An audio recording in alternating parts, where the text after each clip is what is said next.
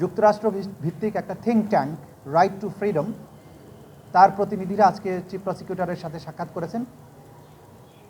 তার নেতৃত্বে ছিলেন বাংলাদেশে নিযুক্ত সাবেক মার্কিন রাষ্ট্রদূত উইলিয়াম বি মাইলাম এবং বাংলাদেশে আরেকজন সাবেক মার্কিন কূটনীতিবিদ জন ড্যানি লুইজ। ওনারা এসেছিলেন আমাদের সাথে এই ট্রাইব্যুনালের বিচারের ব্যাপারে জানার জন্য। বাংলাদেশে জুলাই আগস্টে যে গণহত্যা হয়েছে বিশেষ করে সেই ব্যাপারে, এবং পেছনে 15 বছরে যে সমস্ত গুম, এক্সট্রা জুডিশিয়াল কিলিং এগুলো হয়েছে সেগুলোর ব্যাপারে তারা আগের থেকেই এই থিঙ্ক ট্যাঙ্কটি তারা বক্তব্য দিয়ে এসেছে। তারা এই বিচার প্রক্রিয়ার অগ্রগতি, বিচার প্রক্রিয়াতে কোথায় কোনো সমস্যা আছে কিনা এই সব বিষয়ে আমাদের সাথে খোলামেলা কথাবার্তা বলেছেন। তারা বলেছেন তাদের পক্ষে যতটুকু সম্ভব তারা বাংলাদেশে এই মানবতা বিরোধী অপরাধের বিচারের ক্ষেত্রে তারা সহযোগিতাও করতে চান, এবং সেই ব্যাপারে তাদের দিক থেকে যে সমস্ত পরামর্শের প্রয়োজন সেগুলো তারা দিয়েছেন। এবং তারা চান যে, তারা বলেছেন আমরা কারো পক্ষে না, আমরা সবসময় চাই মানুষের যে ন্যায় বিচার প্রাপ্তির অধিকার সেটা নিশ্চিত হোক।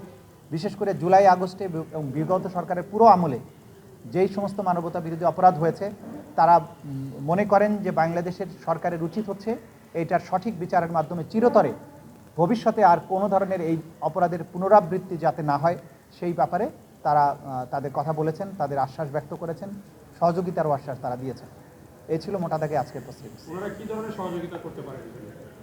তারা আমাদেরকে নানান ধরনের তথ্য দিয়ে, বিশেষ করে তারা যেহেতু এই প্রক্রিয়া সম্পর্কে ঘনিষ্ঠভাবে জানতে চান, যে সমস্ত ডিসইনফরমেশন ছড়ানো হয় সেগুলোর ব্যাপারে তারা হেল্প করতে পারেন। আমরা তাদের কাছে জানতে চেয়েছি তোমরা কীভাবে সাহায্য করতে পারো। তারা বলেছে যে আমরা যেহেতু থিঙ্ক ট্যাঙ্ক, আমরা তথ্য সংগ্রহ করা, আমরা ওপিনিয়ন মেকিংয়ের ক্ষেত্রে যে বিচার কেন প্রয়োজন এবং এই বিচারের ব্যাপারে যে সমস্ত ডিসইনফরমেশন ছড়ানো হয় সেই ব্যাপারে তারা উদ্বেগ প্রকাশ করেছেন। যে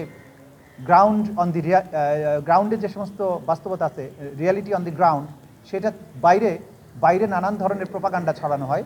তারা যেহেতু এগুলো নিয়ে দীর্ঘ অভিজ্ঞতা আছে তাদের কাজ করার, সুতরাং তারা বলেছেন এই বিষয়গুলোর ব্যাপারেও তারা আমাদেরকে সাহায্য করতে পারেন।